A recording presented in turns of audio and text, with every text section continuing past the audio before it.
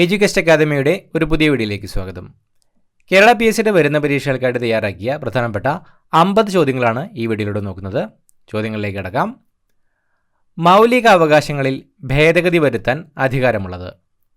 മൗലികാവകാശങ്ങളിൽ ഭേദഗതി വരുത്താൻ അധികാരമുള്ളത് പാർലമെൻറ്റ്. പാർലമെൻറ്റിനാണ് മൗലികാവകാശങ്ങളിൽ ഭേദഗതി വരുത്താൻ അധികാരമുള്ളത്. ഇന്ത്യൻ പൗരൻ്റെ മൗലികാവകാശങ്ങളിൽ യുക്തമായ നിയന്ത്രണം ഏർപ്പെടുത്തുന്നതിനുള്ള അധികാരം ആർക്കാണ്? ഇന്ത്യൻ പൗരൻ്റെ മൗലികാവകാശങ്ങളിൽ യുക്തമായ നിയന്ത്രണം ഏർപ്പെടുത്തുന്നതിനുള്ള അധികാരം ആർക്കാണ്? പാർലമെൻറ്റ്. പാർലമെൻറ്റിനാണ് ഇന്ത്യൻ പൗരൻ്റെ മൗലികാവകാശങ്ങളിൽ യുക്തമായ നിയന്ത്രണം ഏർപ്പെടുത്തുന്നതിനുള്ള അധികാരമുള്ളത്. ഹൈക്കോടതി റിട്ട് പുറപ്പെടുവിക്കുന്നത് ഭരണഘടനയുടെ ഏത് ആർട്ടിക്കിൾ പ്രകാരമാണ്? ഹൈക്കോടതി റിട്ട് പുറപ്പെടുവിക്കുന്നത് ഭരണഘടനയുടെ ഏത് ആർട്ടിക്കിൾ പ്രകാരമാണ്? 226. ഭരണഘടനയുടെ ആർട്ടിക്കിൾ 226 പ്രകാരമാണ് ഹൈക്കോടതി റിട്ട് പുറപ്പെടുവിക്കുന്നത്. ഹേബിയസ് കോർപ്പസ് റിട്ട് ആദ്യമായി പ്രത്യക്ഷപ്പെട്ടത്. ഹേബിയസ് കോർപ്പസ് റിട്ട് ആദ്യമായി പ്രത്യക്ഷപ്പെട്ടത് മാഗ്ന കാർട്ടയിൽ. മാഗ്ന കാർട്ടയിലാണ് ഹേബിയസ് കോർപ്പസ് റിട്ട് ആദ്യമായി പ്രത്യക്ഷപ്പെട്ടത്. ചെറു ഭരണഘടന അഥവാ മിനി കോൺസ്റ്റിറ്റ്യൂഷൻ എന്നറിയപ്പെടുന്ന ഭരണഘടനാ ഭേദഗതി. ചെറു ഭരണഘടന അഥവാ മിനി കോൺസ്റ്റിറ്റ്യൂഷൻ എന്നറിയപ്പെടുന്ന ഭരണഘടനാ ഭേദഗതി 42ാം ഭേദഗതി. 42ാം ഭേദഗതിയാണ് ചെറു ഭരണഘടന അഥവാ മിനി കോൺസ്റ്റിറ്റ്യൂഷൻ എന്നറിയപ്പെടുന്ന ഭരണഘടനാ ഭേദഗതി. ആമുഖത്തെ ഇന്ത്യയുടെ രാഷ്ട്രീയ ജാതകം എന്ന് വിശേഷിപ്പിച്ചത് ആരാണ്? ആമുഖത്തെ ഇന്ത്യയുടെ രാഷ്ട്രീയ ജാതകം എന്ന് വിശേഷിപ്പിച്ചത് ആരാണ്? KM മുൻഷി. KM മുൻഷിയാണ് ആമുഖത്തെ ഇന്ത്യയുടെ രാഷ്ട്രീയ ജാതകം എന്ന് വിശേഷിപ്പിച്ചത്. സ്വാതന്ത്ര്യത്തിന് മുമ്പുള്ള അവിഭക്ത ഇന്ത്യയെ പാകിസ്ഥാൻ എന്നും ഇന്ത്യ എന്നും രണ്ടു പ്രദേശമാക്കി നിർവചിച്ച ആദ്യ നിയമം ഏത്? സ്വാതന്ത്ര്യത്തിന് മുമ്പുള്ള അവിഭക്ത ഇന്ത്യയെ പാകിസ്ഥാൻ എന്നും ഇന്ത്യ എന്നും രണ്ട് പ്രദേശമാക്കി നിർവചിച്ച ആദ്യ നിയമം ഏത്? Indian independence act 1947. 1947 Indian independence ആക്റ്റാണ് സ്വാതന്ത്ര്യത്തിന് മുമ്പുള്ള അവിഭക്ത ഇന്ത്യയെ പാകിസ്ഥാൻ എന്നും ഇന്ത്യ എന്നും രണ്ട് പ്രദേശമാക്കി നിർവചിച്ച ആദ്യ നിയമം. സുപ്രീം കോടതിയിലെയോ ഹൈക്കോടതികളിലെയോ ജഡ്ജിമാരെ നീക്കം ചെയ്യുന്ന പ്രക്രിയ. സുപ്രീം കോടതിയിലെയോ ഹൈക്കോടതികളിലെയോ ജഡ്ജിമാരെ നീക്കം ചെയ്യുന്ന പ്രക്രിയ ഇംപീച്ച്മെൻറ്റ്. ഇംപീച്ച്മെൻ്റ് ആണ് സുപ്രീം കോടതിയിലെയോ ഹൈക്കോടതികളിലെയോ ജഡ്ജിമാരെ നീക്കം ചെയ്യുന്ന പ്രക്രിയ അറിയപ്പെടുന്നത്. ഹൈക്കോടതി ജഡ്ജിയെ ഒരു കോടതിയിൽ നിന്ന് മറ്റൊരു കോടതിയിലേക്ക് സ്ഥലം മാറ്റാനുള്ള അധികാരം. ഹൈക്കോടതി ജഡ്ജിയെ ഒരു കോടതിയിൽ നിന്ന് മറ്റൊരു കോടതിയിലേക്ക് സ്ഥലം മാറ്റാനുള്ള അധികാരമുള്ളത് രാഷ്ട്രപതിക്ക്. രാഷ്ട്രപതിക്കാണ് ഹൈക്കോടതി ജഡ്ജിയെ ഒരു കോടതിയിൽ നിന്ന് മറ്റൊരു കോടതിയിലേക്ക് സ്ഥലം മാറ്റാനുള്ള അധികാരം ഉള്ളത്. കേന്ദ്രമന്ത്രിയായ ആദ്യ മലയാളി വനിത. കേന്ദ്രമന്ത്രിയായ ആദ്യ മലയാളി വനിത ലക്ഷ്മി എൻ മേനോൻ. ലക്ഷ്മി എൻ മേനോനാണ് കേന്ദ്രമന്ത്രിയായ ആദ്യ മലയാളി വനിത. പ്രോട്ടീൻ നിർമ്മാണ യൂണിറ്റുകൾ എന്നറിയപ്പെടുന്നത്. പ്രോട്ടീൻ നിർമ്മാണ യൂണിറ്റുകൾ എന്നറിയപ്പെടുന്നത് അമിനോ ആസിഡുകൾ. അമിനോ ആസിഡുകളാണ് പ്രോട്ടീൻ നിർമ്മാണ യൂണിറ്റുകൾ എന്നറിയപ്പെടുന്നത്. കേടുവന്നാൽ വീണ്ടും വളരാത്ത ശരീരകോശങ്ങൾ. കേടുവന്നാൽ വീണ്ടും വളരാത്ത ശരീരകോശങ്ങൾ നാഡീകോശങ്ങൾ. നാഡീകോശങ്ങളാണ് കേടുവന്നാൽ വീണ്ടും വളരാത്ത ശരീരകോശങ്ങൾ. ശരീരവുമായി താരതമ്യം ചെയ്യുമ്പോൾ ഏറ്റവും വലിയ മസ്തിഷ്കമുള്ള ജലജീവി. ശരീരവുമായി താരതമ്യം ചെയ്യുമ്പോൾ ഏറ്റവും വലിയ മസ്തിഷ്കമുള്ള ജലജീവി ഡോൾഫിൻ. ഡോൾഫിനാണ് ശരീരവുമായി താരതമ്യം ചെയ്യുമ്പോൾ ഏറ്റവും വലിയ മസ്തിഷ്കമുള്ള ജലജീവി. നാം ശ്വസിക്കുന്ന ഓക്സിജൻ്റെ 20% ഉപയോഗിക്കുന്ന അവയവമേത്? നാം ശ്വസിക്കുന്ന ഓക്സിജൻ്റെ 20% ഉപയോഗിക്കുന്ന അവയവം ഏതാണ്? മസ്തിഷ്കം. മസ്തിഷ്കമാണ് നാം ശ്വസിക്കുന്ന ഓക്സിജൻ്റെ 20% ഉപയോഗിക്കുന്ന അവയവം. ന്യൂറോളജി എന്തിനെക്കുറിച്ചുള്ള പഠനമാണ്? ന്യൂറോളജി എന്തിനെക്കുറിച്ചുള്ള പഠനമാണ്? നാഡീവ്യൂഹം. നാഡീവ്യൂഹത്തെക്കുറിച്ചുള്ള പഠനമാണ് ന്യൂറോളജി. ക്യാൻസർ ബാധിക്കാത്ത ശരീരാവയവം. ക്യാൻസർ ബാധിക്കാത്ത ശരീരാവയവം ഹൃദയം. ഹൃദയമാണ് ക്യാൻസർ ബാധിക്കാത്ത ശരീരാവയവം. ഏറ്റവും ഹൃദയമിടിപ്പ് നിരക്ക് കുറഞ്ഞ സസ്തനം. ഏറ്റവും ഹൃദയമിടിപ്പ് നിരക്ക് കുറഞ്ഞ സസ്തനം നീലത്തിമിംഗലം. നീലത്തിമിംഗലമാണ് ഏറ്റവും ഹൃദയമിടിപ്പ് നിരക്ക് കുറഞ്ഞ സസ്തനം. മനുഷ്യ ശരീരത്തിലെ ഏറ്റവും ഭാരം കുറഞ്ഞ അവയവം. മനുഷ്യ ശരീരത്തിലെ ഏറ്റവും ഭാരം കുറഞ്ഞ അവയവം ശ്വാസകോശം. ശ്വാസകോശമാണ് മനുഷ്യ ശരീരത്തിലെ ഏറ്റവും ഭാരം കുറഞ്ഞ അവയവം. എട്ടുകാലി, തേൾ എന്നിവയിൽ ശ്വസനത്തിന് സഹായിക്കുന്ന അവയവം. എട്ടുകാലി, തേൾ എന്നിവയിൽ ശ്വസനത്തിന് സഹായിക്കുന്ന അവയവം ബുക്ക് ലങ്സ്.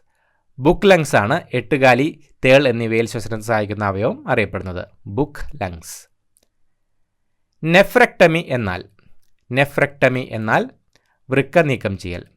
വൃക്ക നീക്കം ചെയ്യുന്ന പ്രക്രിയ അറിയപ്പെടുന്നതാണ് നെഫ്രെക്ടമി. ആദ്യമായി ശസ്ത്രക്രിയയിലൂടെ മാറ്റിവെച്ച മനുഷ്യാവയവം. ആദ്യമായി ശസ്ത്രക്രിയയിലൂടെ മാറ്റിവെച്ച മനുഷ്യാവയവം വൃക്ക. വൃക്കയാണ് ആദ്യമായി ശസ്ത്രക്രിയയിലൂടെ മാറ്റിവെച്ച മനുഷ്യാവയവം. വിറ്റാമിൻ B12 ശാസ്ത്രനാമം. വിറ്റാമിൻ B12 ശാസ്ത്രനാമം സയനോകോബാലമിൻ. സയനോകോബാലമിൻ എന്നാണ് വിറ്റാമിൻ B12 ശാസ്ത്രനാമം. മനുഷ്യന്റെ വൻകുടലിൽ അധിവസിച്ച് വിറ്റാമിൻ B നിർമ്മാണത്തിന് സഹായിക്കുന്ന E. coli എന്ന സൂക്ഷ്മജീവി ഏത് വിഭാഗത്തിൽപ്പെടുന്നു? മനുഷ്യന്റെ വൻകുടലിൽ അധിവസിച്ച് വിറ്റാമിൻ B നിർമ്മാണത്തിന് സഹായിക്കുന്ന E. coli എന്ന സൂക്ഷ്മജീവി ഏത് വിഭാഗത്തിൽപ്പെടുന്നു? ബാക്ടീരിയ.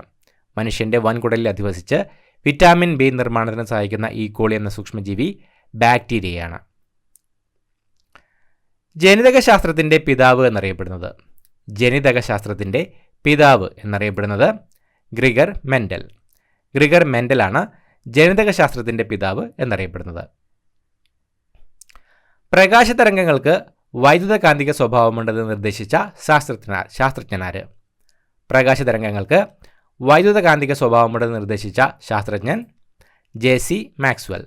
JC മാക്സ്വെല്ലാണ് പ്രകാശതരംഗങ്ങൾക്ക് വൈദ്യുതകാന്തിക സ്വഭാവമുണ്ടെന്ന് നിർദ്ദേശിച്ച ശാസ്ത്രജ്ഞൻ. ആറ്റത്തിലെ ന്യൂട്രോണുകളും പ്രോട്ടോണുകളും എന്ത് പേരിൽ അറിയപ്പെടുന്നു? ആറ്റത്തിലെ ന്യൂട്രോണുകളും പ്രോട്ടോണുകളും എന്ത് പേരിൽ അറിയപ്പെടുന്നു? ന്യൂക്ലിയോണുകൾ. ന്യൂക്ലിയോണുകൾ എന്നാണ് ആറ്റത്തിലെ ന്യൂട്രോണുകളും പ്രോട്ടോണുകളും അറിയപ്പെടുന്നത്. ഫോട്ടോ ഇലക്ട്രിക് പ്രഭാവത്തിന് തൃപ്തികരമായ വിശദീകരണം നൽകിയതാര്? ഫോട്ടോ ഇലക്ട്രിക് പ്രഭാവത്തിന് തൃപ്തികരമായ വിശദീകരണം നൽകിയത് ആൽബർട്ട് ഐൻസ്റ്റീൻ. ആൽബർട്ട് ഐൻസ്റ്റീനാണ് ഫോട്ടോ ഇലക്ട്രിക് പ്രഭാവത്തിന് തൃപ്തികരമായ വിശദീകരണം നൽകിയത്. ഗുഹകൾ, സമുദ്രജീവികൾ എന്നിവയുടെ കാലപ്പഴക്കം നിർണ്ണയിക്കാനുള്ള സങ്കേതമേത്? ഗുഹകൾ, സമുദ്രജീവികൾ എന്നിവയുടെ കാലപ്പഴക്കം നിർണ്ണയിക്കാനുള്ള സങ്കേതം uranium thorium dating. Uranium thorium dating ആണ് ഗുഹകൾ, സമുദ്രജീവികൾ എന്നിവയുടെ കാലപ്പഴക്കം നിർണ്ണയിക്കാനുള്ള സങ്കേതം. പാകമാകുന്നതിനനുസരിച്ച് ഫലങ്ങളിലെ ഹരിതകണങ്ങൾ എന്തായി മാറുന്നു? പാകമാകുന്നതിനനുസരിച്ച് ഫലങ്ങളിലെ ഹരിതകണങ്ങൾ എന്തായി മാറുന്നു? വർണ്ണകണങ്ങൾ. പാകമാകുന്നതിനനുസരിച്ച് ഫലങ്ങളിലെ ഹരിതകണങ്ങൾ വർണ്ണകണങ്ങളായി മാറുന്നു. കാർബൺ ഏത് ഗ്രൂപ്പിൽ ഉൾപ്പെടുന്ന മൂലകമാണ്? കാർബൺ ഏത് ഗ്രൂപ്പിൽ ഉൾപ്പെടുന്ന മൂലകമാണ്? 14. കാർബൺ 14ാം ഗ്രൂപ്പിൽ ഉൾപ്പെടുന്ന ഒരു മൂലകമാണ്. രണ്ടാം പഞ്ചവത്സര പദ്ധതിയുടെ ശില്പിയായി അറിയപ്പെടുന്നത്? രണ്ടാം പഞ്ചവത്സര പദ്ധതിയുടെ ശില്പിയായി അറിയപ്പെടുന്നത് PC മഹലനോബിസ്. PC മഹലനോബിസ് ആണ് രണ്ടാം പഞ്ചവത്സര പദ്ധതിയുടെ ശില്പിയായി അറിയപ്പെടുന്നത്. നബാർഡിൻ്റെ ആസ്ഥാനം? നബാർഡിൻ്റെ ആസ്ഥാനം മുംബൈ. നബാർഡിൻ്റെ ആസ്ഥാനം മുംബൈയാണ്. സോഡാവെള്ളത്തിലെ ലീനം ഏത്? സോഡാവെള്ളത്തിലെ ലീനം ഏത്? Carbon dioxide. കാർബൺ ഡൈ ഓക്സൈഡാണ് സോഡാവെള്ളത്തിലെ ലീനം. ഭൂമധ്യരേഖയ്ക്ക് വടക്കുള്ള അർദ്ധഗോളം? ഭൂമധ്യരേഖയ്ക്ക് വടക്കുള്ള അർദ്ധഗോളം ഉത്തരാർദ്ധഗോളം. ഉത്തരാർദ്ധഗോളമാണ് ഭൂമധ്യരേഖയ്ക്ക് വടക്കുള്ള അർദ്ധഗോളം. ശ്വസനവേരുകൾ കാണപ്പെടുന്ന സസ്യങ്ങൾ? ശ്വസനവേരുകൾ കാണപ്പെടുന്ന സസ്യങ്ങൾ കണ്ടൽ.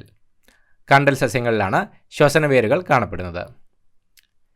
ശ്രീകൃഷ്ണ ചരിത്രത്തെ ആസ്പദമാക്കി മലയാളത്തിലുണ്ടായ ആദ്യത്തെ മഹാകാവ്യം?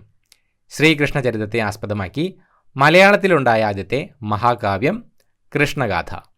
കൃഷ്ണഗാഥയാണ് ശ്രീകൃഷ്ണ ചരിത്രത്തെ ആസ്പദമാക്കി മലയാളത്തിലുണ്ടായ ആദ്യത്തെ മഹാകാവ്യം.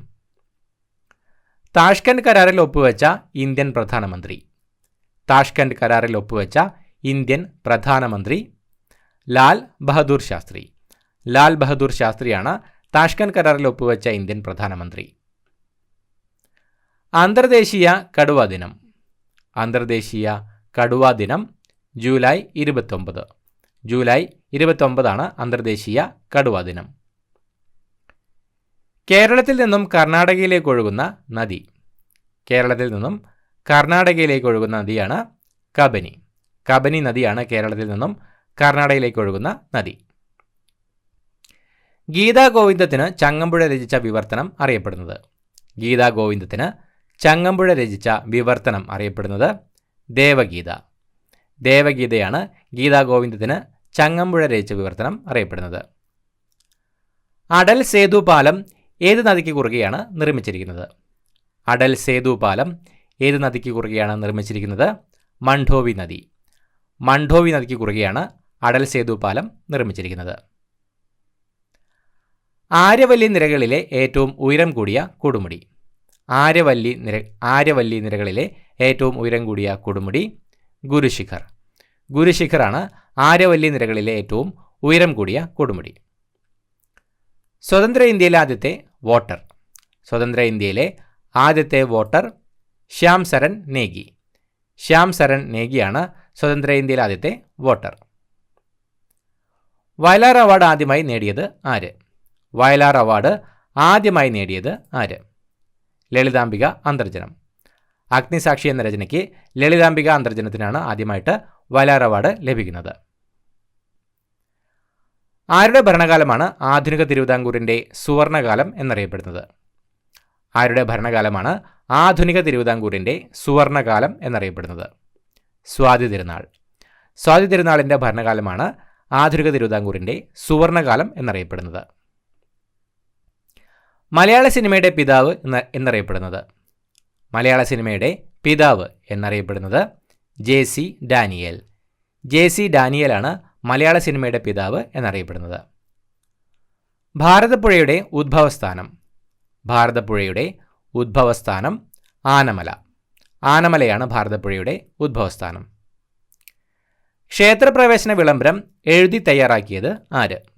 ക്ഷേത്രപ്രവേശന വിളംബരം എഴുതി തയ്യാറാക്കിയത് ആര്? ഉള്ളൂർ S പരമേശ്വരയ്യർ. ഉള്ളൂർ S പരമേശ്വരയ്യറാണ് ക്ഷേത്രപ്രവേശന വിളംബരം എഴുതി തയ്യാറാക്കിയത്. കുമാരനാശാന്റെ നളിനി ഏത് കാവ്യവിഭാഗത്തിൽ പെടുന്നു? കുമാരനാശാന്റെ നളിനി ഏത് കാവ്യവിഭാഗത്തിൽ പെടുന്നു? ഖണ്ഡകാവ്യം. കുമാരനാശാന്റെ നളിനി ഖണ്ഡകാവ്യ വിഭാഗത്തിലാണ് ഉൾപ്പെടുന്നത്. ബഹിരാകാശത്തെത്തിയ ആദ്യ ഇന്ത്യക്കാരൻ. ബഹിരാകാശത്തെത്തിയ ആദ്യ ഇന്ത്യക്കാരൻ രാകേഷ് ശർമ്മ. രാകേഷ് ശർമ്മയാണ് ബഹിരാകാശത്തെത്തിയ ആദ്യത്തെ ഇന്ത്യക്കാരൻ. ഇത്രയുമാണ് ചോദ്യങ്ങൾ. പുതിയൊരു വീഡിയോയുമായിട്ട് വീണ്ടും കാണാം. Thank you so much for watching. Have A nice day.